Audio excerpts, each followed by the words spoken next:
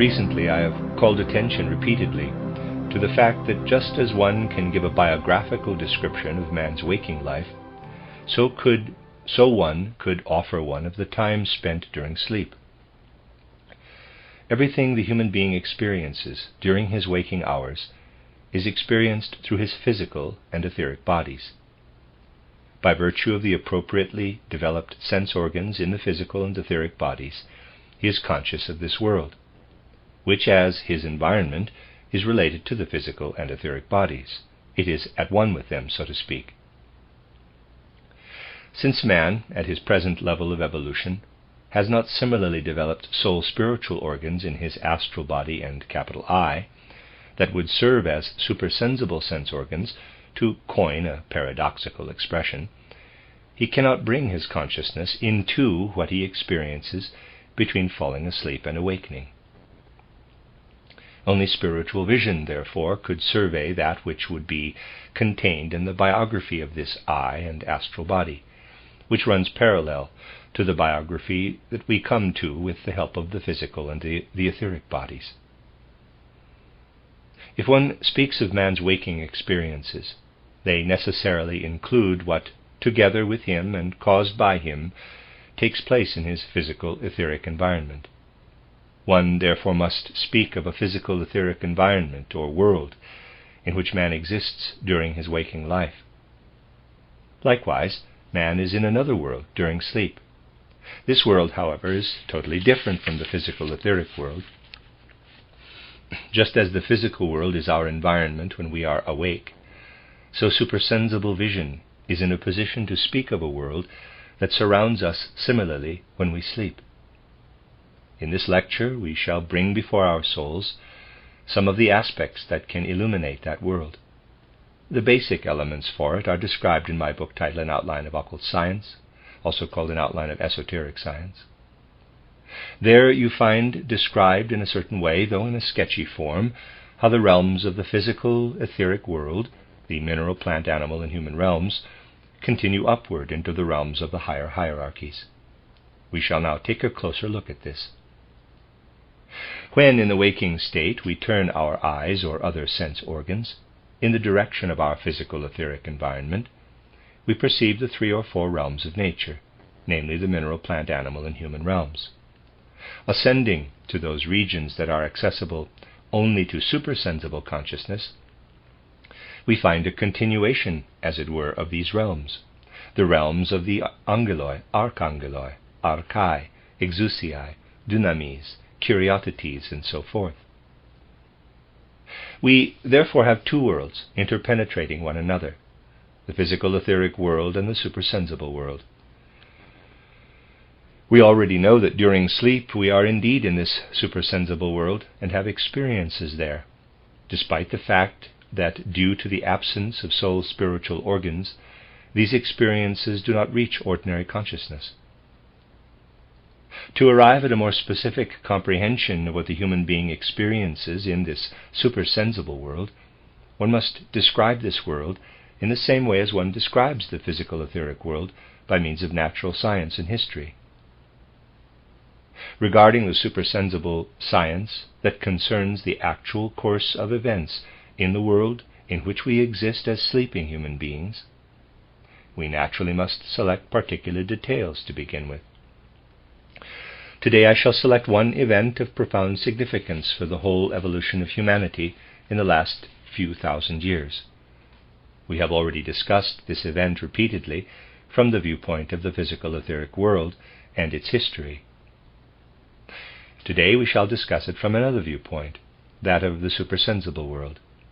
The event to which I refer is one that falls in the 4th century A.D. I have described how the whole composition of human souls in the West becomes different in that century. Without spiritual scientific insight into this matter, one actually no longer understands how human beings sensed and felt before the 4th century A.D. We have frequently described, however, this composition of soul, this feeling. We have described in different words what human beings experienced in the course of that age.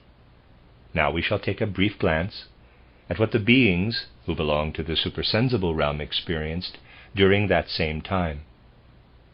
We shall turn to the other side of life, as it were, and take the viewpoint of the supersensible realm. It is a prejudice of contemporary so-called enlightened human beings to believe that their thoughts are confined only to their heads. We would discover nothing of the things around us through thoughts if these thoughts were only within the heads of man. He who believes that thoughts are only in the human head is as prejudiced as one, paradoxical as this might sound, who believes that the drink of water with which he quenches his thirst originated on his tongue instead of flowing into his mouth from the glass of water. It is as ridiculous to claim that thoughts originate in the human head as it is to claim that the drink of water originates in the mouth.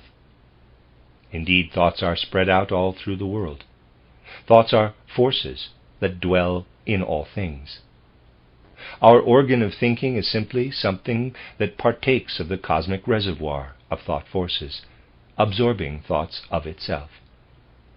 We therefore cannot speak of thoughts as if they were the possession only of the human being. Instead, we must be aware that thoughts are world-dominating forces, spread out everywhere in the cosmos. These thoughts, however, do not freely float about, as it were, but are always born and worked upon by some beings. And most important, they are not always born by the same beings. When we make use of the supersensible world, we find through supersensible research that up into the 4th century A.D., the thoughts with which human beings made the world comprehensible to themselves were born outside in the cosmos. Parenthesis, I would also say they flowed out.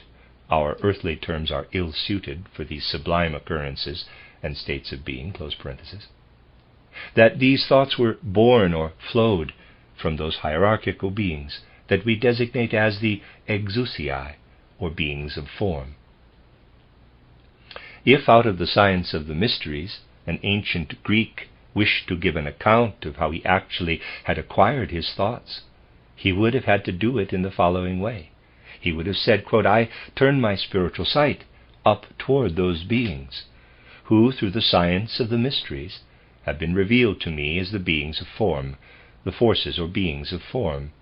They are the bearers of cosmic intelligence. They are the bearers of cosmic thoughts. They let thoughts stream through all the world events, and they bestow these human thoughts upon the soul so that it can experience them consciously. Close quote. A person who, through a special initiation, had gained access to the supersensible world in those ancient Greek times, and had come to experience and to hold these form beings, would, in order to form a correct picture, a true imagination of them, have had to attribute to them the thoughts that stream and radiate through the world. As an ancient Greek, he beheld how from their limbs, as it were, these form beings let stream forth radiant thought forces, which then entered the world processes, and there continued to be effective as the world creative powers of intelligence. He thus could say that in the cosmos, the universe, the Exusiai, the forces of form, have the task of pouring thoughts into all the world processes. A material science describes human deeds by noting what people do individually or together. In focusing on the activity of the form forces of that particular age, a supersensible science would have to describe how these supersensible beings let the thought forces stream from one to the other, how they received them from one another, and how in this streaming and receiving the world processes are incorporated that appear outwardly to man as natural phenomena.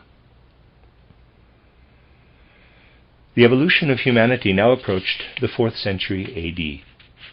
In the supersensible world, thought brought about an extremely significant event. Namely, the Exusiai, the forces or beings of form, gave their thought forces up to the Archai, to the primal forces or primal beginnings.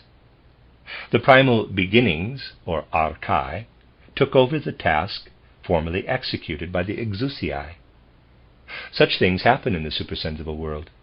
This was a particularly sublime and significant cosmic event.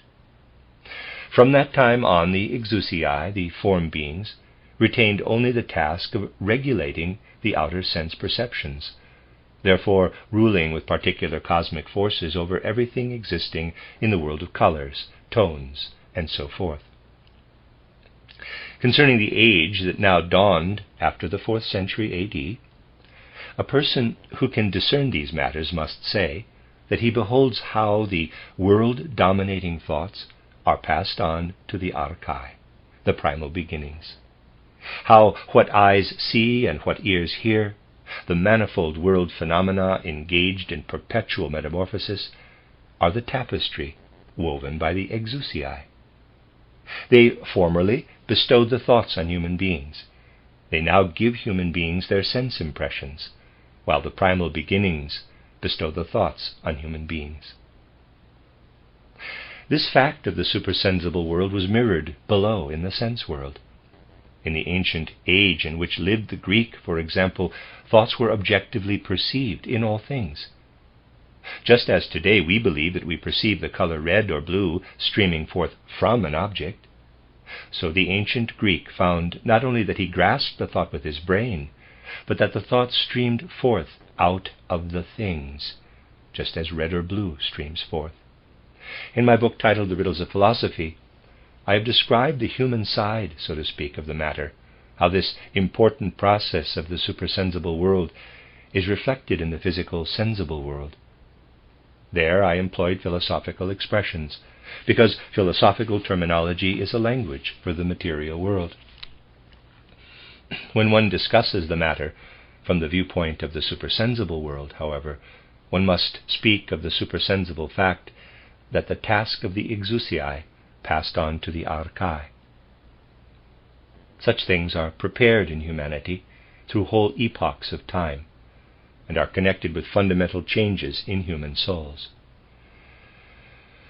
I said that this supersensible event took place in the 4th century A.D., but this is only an approximation, a mean point in time, as it were.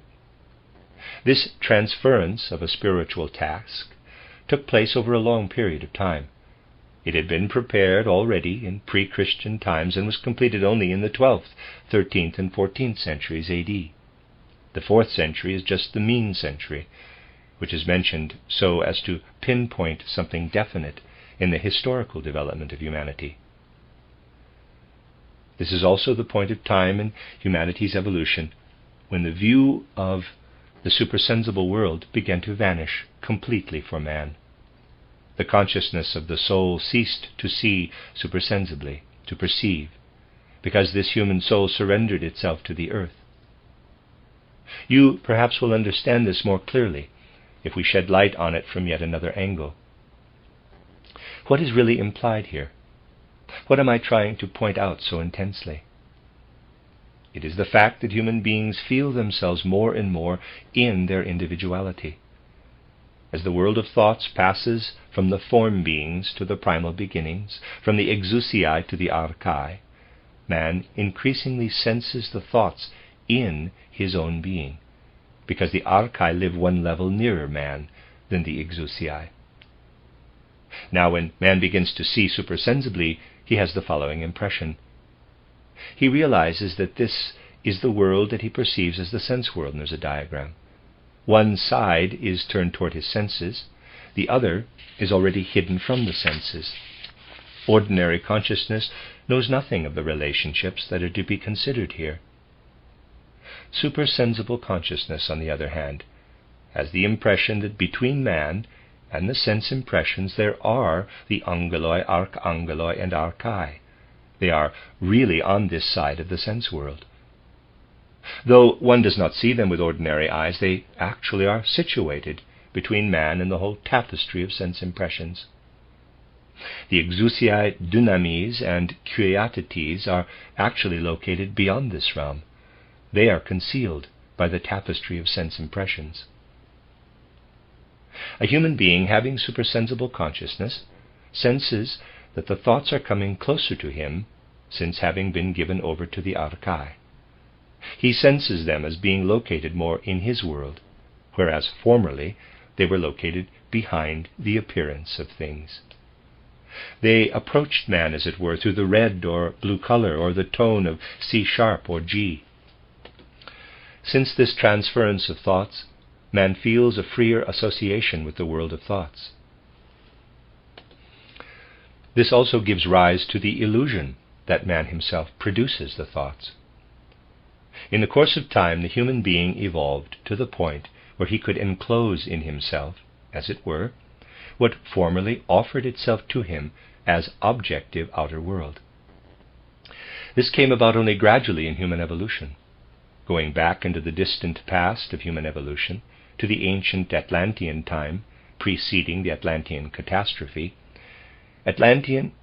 picture to yourself the human configuration at that time, as described in my books An Outline of Occult Science or Cosmic Memory. As you know, human beings of that time were formed completely differently. The substance of their bodies was more delicate than it became later in the post-Atlantean age. For this reason, the soul element also stood in a different relationship to the world. All this is described in the above books. And these Atlanteans experienced the world completely differently. I just wish to point out one aspect of their particular kind of experience. Atlanteans could not yet experience musical intervals of thirds, not even fifths. Their musical experience really began with feeling the sevenths. They then felt further intervals, of which the seventh was the smallest. They missed hearing thirds and fifths. These intervals did not exist for Atlanteans. The experience of tone structure was completely different, and the soul had a completely different relationship to the tone structure. One who lives musically only in sevenths, with no intervals in between, as naturally as did the Atlanteans, does not even perceive the musical element as something that occurs around or within him. The moment he perceives the musical element, he feels transported out of his body, into the cosmos. This was the case with the Atlanteans. Their musical experience converged with a direct religious experience. Their experience of the seventh did not make them feel that they themselves had something to do with the appearance of the interval of the seventh. Instead, they sensed how the gods, who pervaded and wove through the world, revealed themselves in sevenths. The statement, "I make music," would have made no sense to them. The only meaningful thing for them to say was, "I live in music made by the gods." In a much diminished form, this musical experience still existed in the post-Atlantean age, during the period when people lived mainly in the interval of the fifth. This must not be compared to man's present-day feeling for the fifth. Today, the fifth gives man an impression of being something external that lacks content. Man experiences something empty in the fifth, though in a positive sense of the word empty. The fifth has become empty because the gods have withdrawn from human beings. Still in the post-Atlantean age, too, man experienced, in the interval of the fifth, that the gods actually lived in these fifths.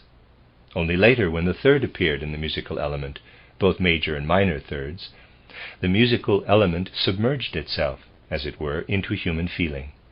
Hence man no longer felt transported from his body while experiencing music.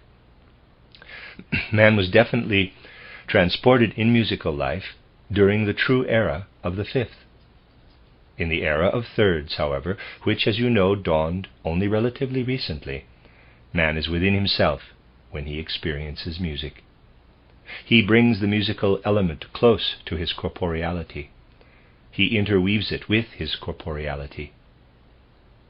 Along with the experience of the third, therefore, the difference between major and minor keys arises. Man becomes aware of what can be experienced through the major key on the one hand and the minor key on the other. With the third and the appearance of major and minor keys, the musical experience now links itself with uplifting, joyous human moods and with depressed, sad moods, which the human being experiences as a bearer of his physical and etheric bodies. In a manner of speaking, man withdraws his experience of the world from the cosmos and unites it with himself. Formerly, his most important experience of the world was such. This was definitely still the case in the, in quotes, fifth era, if I may put it like this, but much more so in the seventh era, that it directly transported him, that he could say, the world of tones draws my eye and my astral body out of my physical and etheric bodies. I interweave my earthly existence with the divine spiritual world, and on the wings of the tone structure the gods move through the world. I participate in their moving when I perceive the tones. In this specific area you can see how cosmic experience draws near to man, as it were, how the cosmos penetrates man, how, when we go back to earlier ages, we must seek in the supersensible for the most important human experiences, and how the age is approaching when man, as an earthly sense phenomenon, must be taken along, as it were, when the most important world events are described. This occurs in the age before which the dominion over thoughts passed from the form beings to the primal beginnings. This is also reflected in the fact that the ancient fifth era, which preceded the above cosmic event, passes on to the era of thirds and the experience of major and minor modes. It is of special interest regarding man's musical experience to go back into a still earlier time, an age of human earthly evolution reaching back into the dimmest primeval past, which can be brought into view by supersensible vision. We arrive at an age, you find it described as the Lemurian age in my occult science, in which generally man cannot perceive the musical element that can become conscious in him in an interval within one octave.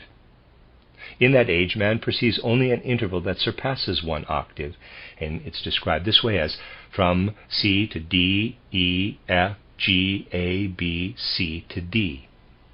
He perceives only the above interval C to D above C1. In the Lemurian age, we discover a musical experience that excludes hearing any interval within one octave. The interval instead reaches to the first tone of the following octave and on to the second tone, the E of the next higher octave. It is difficult to put into words what the human being experienced then, but perhaps one can form an idea of it if I say that Lemurian man experienced the second of the next higher and the third of the second higher octave. He experienced a kind of objective third, and there he also experienced both major and minor thirds. It is not a third in our sense, of course, because one has an actual third only when I take the prime in the same octave and the tone that I referred to as being the second nearest to the prime. Because ancient man was able to experience such intervals, however, we would say today prime in the first octave, second in the next, third in the third octave, he perceived something like an objective major and minor mode, not one experienced within himself, but one that was felt to be an expression of the soul experiences of the gods. One cannot say that Lemurians experienced joy and suffering, exaltation and depression, but one must say that due to the particular musical sensation of the Lemurian age, when in a completely transported state human beings perceived these intervals, they experienced the gods' cosmic sounds of joy and lamentation. We thus can look upon an epoch of the earth actually experienced by human beings, when what man experiences today in major and minor modes was projected, so to speak, into the universe. What today he experiences inwardly was once projected out into the universe. What today wells up in his life of feeling, in his sensation, he perceived, transported from his physical body as the experience of the gods. Our present inner experience of a major musical mood was perceived by Lemurian man when he was transported from his physical body as the cosmic song of jubilation, as the cosmic music of jubilation, produced by the gods as an expression of joy over their world creation. What today we know as an inner minor mood experience, man perceived in the Lemurian age as the overwhelming lamentation of the gods concerning the possibility that humanity could fall victim to what subsequently has been described by the Bible as the fall into sin, the falling away from the benevolent divine spiritual powers. This is something that sounds forth to us from the wonderful knowledge of the ancient mysteries, which at the same time was in itself artistic. It is not an abstract description of how humanity once passed through the Luciferic and Ahrimanic seduction and temptation and experienced such and such a thing. Human beings actually heard how in primeval times the gods made jubilant music in the cosmos, because they rejoiced over their cosmic creativity. They also heard how the gods prophetically envisioned man's fall from the divine spiritual powers, and brought this to expression in their cosmic lamentation. This knowledge, which later took on increasingly intellectual forms, resounds as an artistic conception from the ancient mysteries. From this we can gain the profound conviction that it was only a single source from which flowed knowledge, art, and religion. From this the conviction must grow in us that we must return to that human soul composition, and it will arise again if the soul perceives, through the religious welling up in it, the artistic streaming through it. Such a composition of soul will understand vividly once again what Goethe meant when he said, "Beauty is a manifestation of secret natural laws, without which these phenomena would have remained forever hidden." The secret of human evolution, within earthly existence, within earthly becoming, betrays itself to us by this inner unity of everything that man, perceiving religiously and artistically, must go through with the world, so that along with the world he can experience his entire development. The time has come when man must become conscious again of these matters, because otherwise the soul qualities of human nature will simply deteriorate.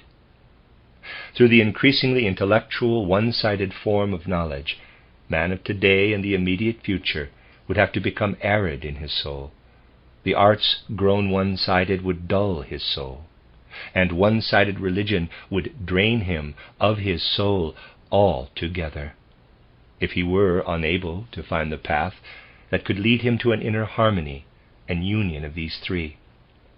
If he could not find the way to rise out of himself in a more conscious way than was formerly the case, and once again to see and hear the supersensible together with the sense world. When, with the aid of the science of the spirit, one looks back at the ancient great personalities of the dawning Greek culture, whose descendants were men like Aeschylus or Heraclitus, one finds that insofar as they were initiated into the mysteries, these personalities all had the same feeling, born out of their knowledge and their artistic forces of creativity. They felt their artistic creativity just as Homer did, who said, "Sing, O Muse, to me of the wrath of Achilles," not as something personal pervading them, but as something they accomplished in their religious experience in community with the spiritual world.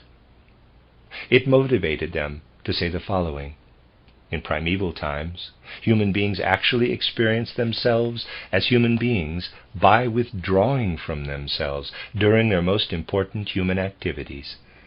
I explained to you that this was in the case of music, but it was like this also in forming thoughts, and communing with the gods.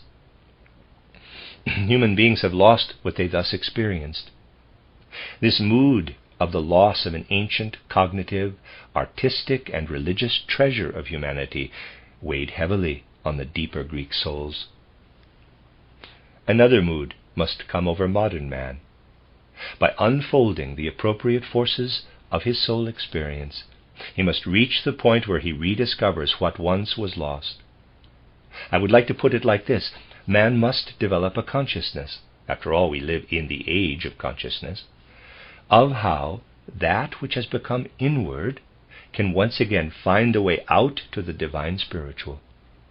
In one realm, for example, this will be accomplished when the inner wealth of feeling, experienced in a melody, one day will be discovered in the single tone, at which time the secret of individual tone will be experienced by man. In other words, man not only will experience intervals, but will be able to experience the single tone with the same inner richness and inner variation of experience that he can experience today with melody. As yet, today, man can hardly imagine what this will be like. You see, however, how matters proceed from the seventh to the fifth, from the fifth to the third, and from the third down to the prime, the single tone, and so forth. What was once the loss of the divine must transform itself for human evolution, if humanity on earth is not to perish, but to continue its development. The loss must transform itself for earthly humanity into a rediscovery of the divine. We understand the past correctly only if we are able to confront it with the right image for our evolution in the future. If deeply, deeply shaken, we are able to feel what a profound person could feel in ancient Greek times, I have lost the presence of the gods. If with a shaken but intensely and warmly striving soul, we are able to counter this with the resolve, we shall bring the spirit that is within us like a seed to blossoming and fruition so that we can find the gods once again.